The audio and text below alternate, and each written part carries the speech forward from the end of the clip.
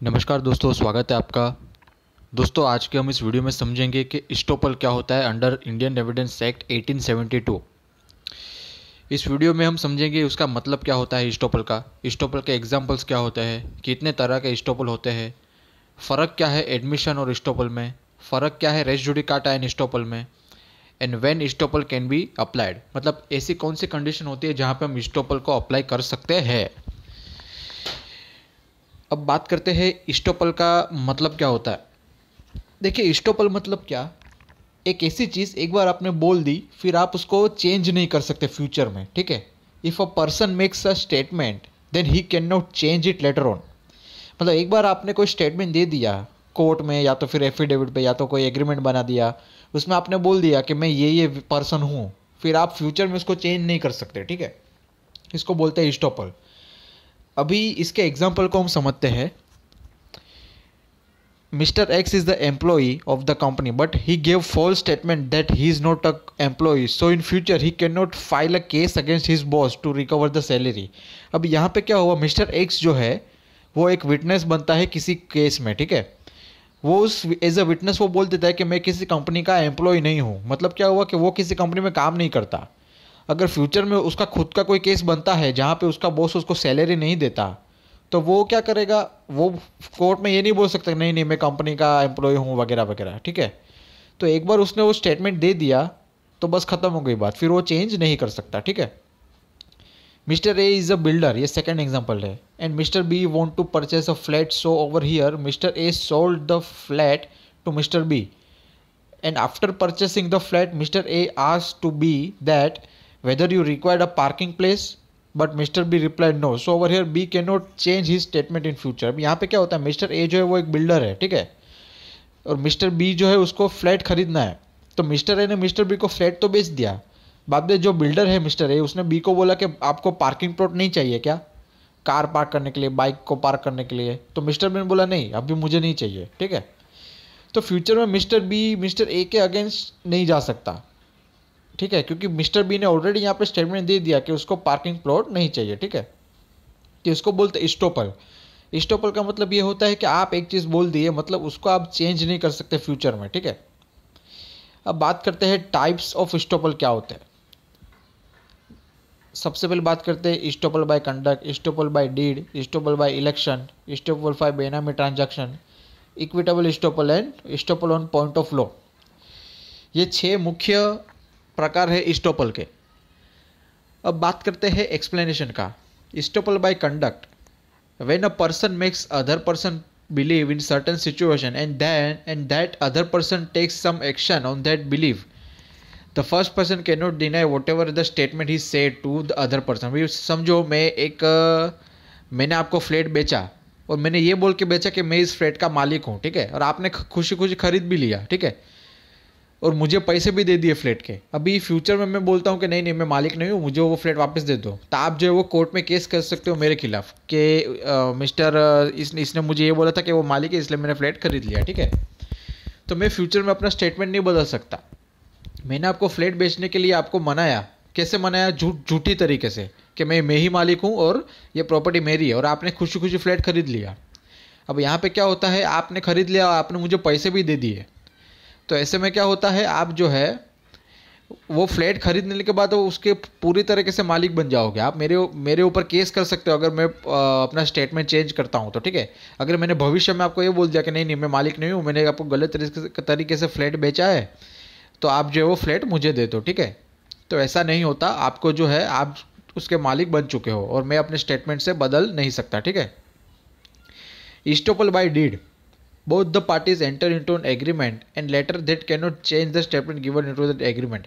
अब यहाँ पे क्या होता है, दोनों पार्टी एक डीड बनाती है, जैसे सेल डीड हो गया है ना, गिफ्ट डीड हो गया, ऐसे बहुत सारी चीज़ें होती है जहाँ पे एग्रीमेंट बन जाता है पार्टीज के बीच में।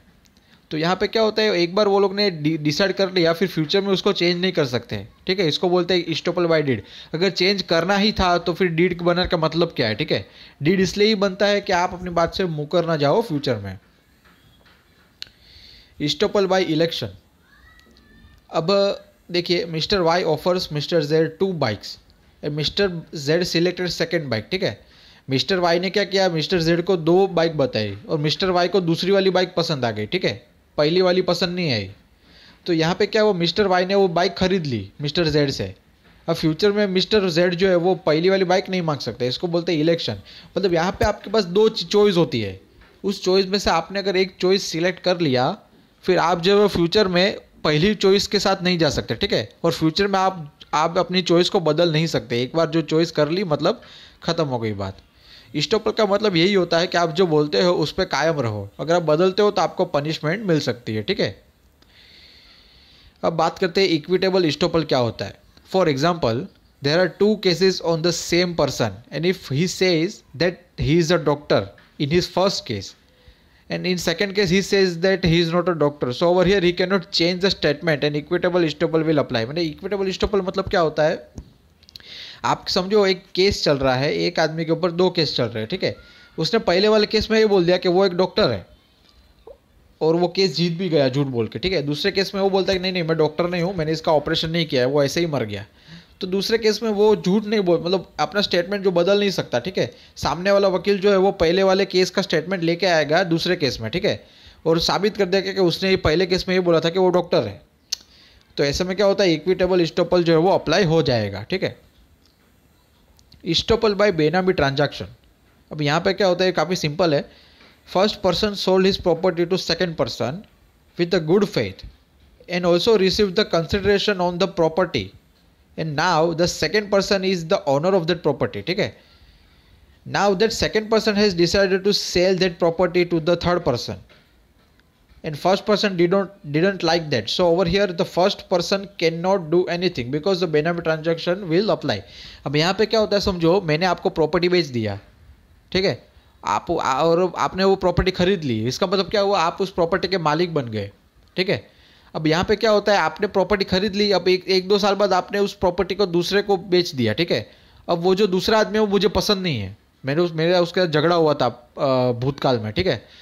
तो मैं क्या करूँगा, आपको कुछ कर नहीं सकता और उसको भी कुछ कर नहीं सकता, क्यों, क्योंकि आप जो है वो लॉफुल मालिक थे प्रॉपर्टी के, आपने अपना राइट जो है बेचने का वो यूज़ किया है, तो मैं कुछ नहीं कर सकता है। और यहाँ पे बेनामी ट्रांजैक्शन इस्टॉपल अप्लाई हो जाएगा, ठीक है। Estoppel on the point of law क्या होता है, सबसे पहले बात करते हैं estoppel applies to the contract. अभी ये जो पॉइंट ऑफ लॉ का जो इस्टॉपल होता है वो कॉन्ट्रैक्ट, एग्रीमेंट है ना, वो सारी चीज़ों में अप्लाई होता है। जनरली क्या होता है, कॉन्ट्रैक्ट में एक बार आप उतर जाते हो फिर आप अपनी बात से मुकर नहीं सकते, मगर कभी कभी क्या होता है, ऐसा भी होता है कि आप अगर माइनर है और गलती से आपको पता नहीं है कानून कैसे चलता है, आप 18 साल से अंदर हो या तो फिर 16 साल से अंदर हो और आप झूठ बोल के कॉन्ट्रैक्ट में या तो एग्रीमेंट में एंटर हो जाते हो, ठीक है। अब यहाँ पे क्या होता है, आप अपने बात से मुकर सकते हैं, क्यों, क्योंकि आप माइनर हो। अगर आप मेजर होते, आपका दिमाग अच्छा है, साउंड माइंड का है, तो आप अपने बात से मुकर नहीं सकते, मगर आप माइनर है तो आपके ऊपर estoppel on point of law apply नहीं होगा, ठीक है। This estoppel applies to the contract where the party can not change their statement whatever stated in the contract, but estoppel does not apply to the minor. और यहाँ पे क्या होता है, एक बार आप ट्रांजैक्शन या तो कॉन्ट्रैक्ट में एंटर कर जाते हो तो यहाँ पे क्या होता है, आप अपनी बात से मुकर नहीं सकते। जो कॉन्ट्रैक्ट में आपने साइन कर दिया, विटनेस बुला के साइन कर दिया, वो सारी चीज़ें तो करनी ही पड़ेगी जो कॉन्ट्रैक्ट में लिखा है। मगर एक कंडीशन ये, एक एक्सेप्शन ये है कि अगर आप माइनर है तो आपने जो भी कॉन्ट्रैक्ट में लिखा था अगर आप उसे ब्रीच करते हो तो आपको कोई पनिशमेंट नहीं मिलेगी। For example, if a minor enters into an agreement stating that he is a major, so over here that other party can not sue the minor if that minor is unable to perform his part. तो यहाँ पे क्या होता है, एक छोटा बच्चा होता है वो एक कॉन्ट्रैक्ट में एंटर हो जाता है बड़े आदमी के साथ, ठीक है, जो मेजर होता है, ठीक है। अब यहाँ पे क्या होता है, छोटा बच्चा जो है, मतलब बच्चा मतलब 16 साल का, और सामने वाली पार्टी को भी पता नहीं था कि 16 साल का है, उसको लगा कि वो 18 साल का है, ठीक है। तो दोनों ने एंटर कर लिया कॉन्ट्रैक्ट में। अगर वो जो 16 साल का माइनर है वो कोई अपना कॉन्ट्रैक्ट परफॉर्म नहीं कर पाया, जो पार्ट परफॉर्मेंस होता है आपने सुना होगा, तो सामने वाला जो पर्सन है वो उसको केस नहीं कर सकता, क्योंकि वो ऑलरेडी माइनर है, ठीक है। अब minor is unable to perform his part of the contract because that minor does not have capacity to enter into an agreement और द कॉन्ट्रैक्ट, ठीक है। क्योंकि माइनर के पास सबसे पहले तो कैपेसिटी नहीं है कॉन्ट्रैक्ट में एंटर होने की, और उसको वो समझ भी नहीं होती कि कॉन्ट्रैक्ट क्या होता है, अदरवाइज वो उतरता ही नहीं ना कॉन्ट्रैक्ट में। अगर गलती से कोई बच्चा गलती कर देता है तो कानून उसको माफ़ कर देता है, उसको बोलते हैं stop alone point of law. मगर हाँ, अगर वो बच्चा मेजर होता 18 साल से ऊपर या तो 21 साल से ऊपर होता तो कोर्ट जो है उसको ज़रूर पनिशमेंट देती, ठीक है, या तो कंपनसेशन देना पड़ता सामने वाले को, या तो पार्ट स्पेसिफिक परफॉर्मेंस करना पड़ता, ठीक है।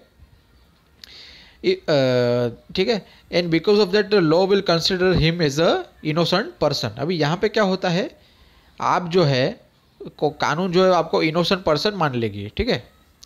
डिफरेंस बिटवीन एडमिशन एंड इस्टॉपल, ये सबसे इंपॉर्टेंट क्वेश्चन है दोस्तों, इसको बहुत बार एग्जाम में पूछा जाता है। एडमिशन एंड इस्टॉपल में फ़र्क क्या है? सबसे पहले बात करते हैं एडमिशन क्या होता है। A statement given by a person in the form of oral और written, this include fact of the case. Admission एक ऐसी चीज़ होती है, या तो वो ओरल भी हो सकती है और रिटन भी हो सकती है, ठीक है।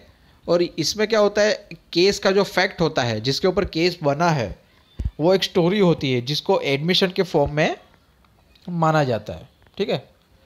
अब बात करते हैं इस्टॉपल क्या होता है। इस्टॉपल वो चीज़ होती है जो आप एक बार आपने कोई कमिटमेंट कर दिया फिर आप उस बात से मुकर नहीं सकते, इसको बोलते हैं इस्टॉपल, ठीक है। Admission is not a conclusive compare with estoppel. Admission जो है वो कंक्लूसिव नहीं होता, एडमिशन को आप चेंज कर सकते हो फ्यूचर में, ठीक है। कभी कभी क्या होता है, विटनेस कोर्ट में आते हैं और डर के मारे कुछ भी बोल देते हैं जज के सामने, फिर बाद में जज को समझाना पड़ता है कि नहीं नहीं वो नर्वस हो गया था और उसने गलती से हाँ या ना बोल दिया, ठीक है।